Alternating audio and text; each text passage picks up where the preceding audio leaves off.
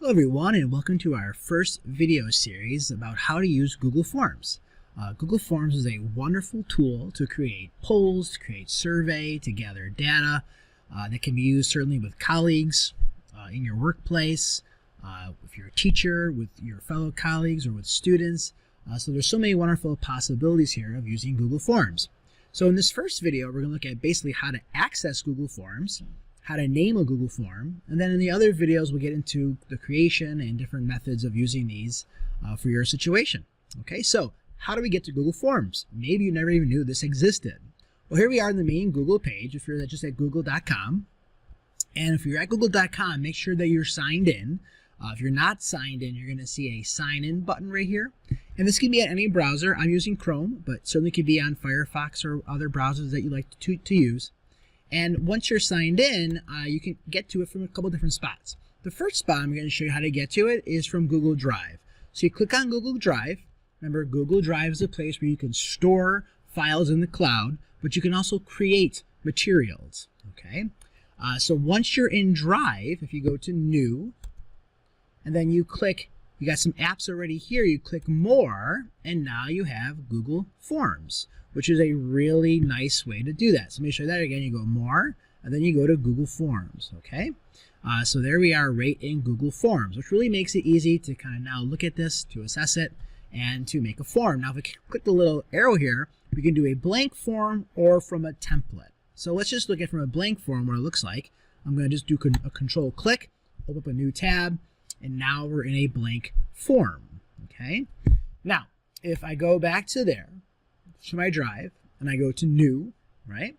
And I go to Google More, and I go to Google Forms, and now I select I go from a template, do a new tab, so you can see the different screen. It brings you to this template gallery, which we'll talk about later in design and templates, because there's a lot of pre-made aspects here that are really wonderful to use, and we'll come back to that.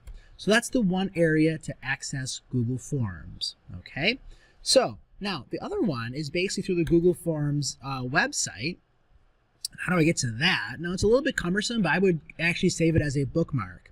So what I'm going to do is if you go back to your main Google page, and if you select your apps here from this waffle icon, and you go down the bottom here, I don't know if you ever explored this, and you go even more from Google, it shows you all the things that they do, but at the bottom of that page, after it shows you all their products and all their services, there is a great page of apps, and there's Google Forms. So if I click on that, all right, I'll open in a brand new tab, it brings me to this page. This is like the Google Forms page, and now I just say, and this gives you a lot of great information about what Google Forms can do, getting answers and collecting data and doing surveys.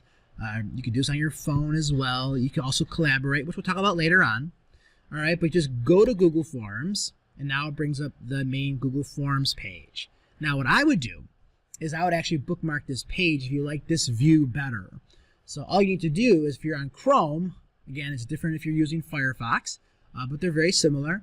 You just bookmark the page. And what I like to do, see it popped up right here for you. I don't know if you can really see that. I can't really make that bigger, sorry.